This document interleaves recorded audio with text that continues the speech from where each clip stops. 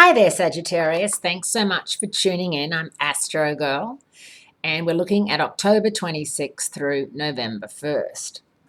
And this week, we've got a lot of changes really happening. The sun is settling into Scorpio, and Mercury, the communicator, is moving into Scorpio over the weekend. It's been in Libra, which is a much better placement for you since August 25. So it's spent a lot of time in Libra, and now it's moving into Scorpio, joining the sun in your 12th house of past karma, self-renewal, and subconscious. So you'll be experiencing a lot of feelings of shoulda, woulda, coulda.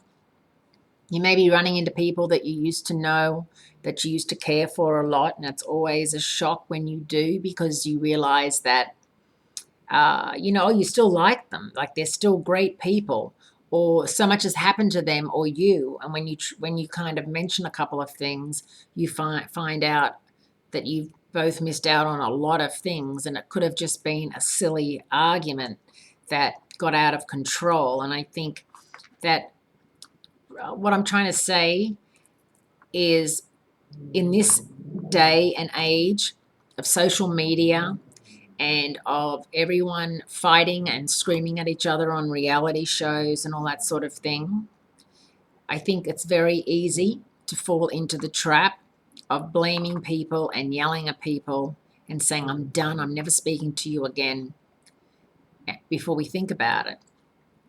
And I think that that's what you'll be thinking about over the next couple of weeks with planetary activity in your 12th house. I think you'll be thinking about a friend or a lover or someone in your family, co-worker, someone that you were very good friends with in high school or uni or college, and you see them on social media and they've got this life and you're not in it, and you realize that, hey, I really jumped the gun a little bit. I was a bit unfair. I was a bit over the top. I should not have done that. And if you can reach out to them and things are connecting again, that's great. And if you know it's done, it's not going to ever be restored, that's the way it's going to be as well. But it's a very valuable learning tool, and I think that we don't look at it that way. We seem to think that there's a limitless amount of people that are going to come into our lives and be special and be friends and be lovers and be like family. And it's not so. Sometimes, you make friends in high school or college, university, or the first job you ever have, and it's a bit of a slow trickle after that.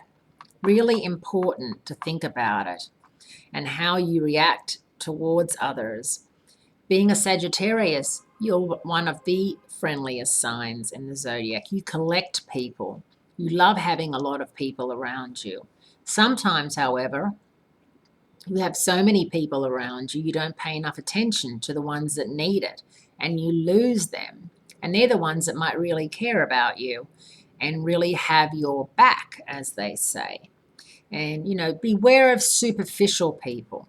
Really seek out people of depth, people who are going to be in your life for the long haul.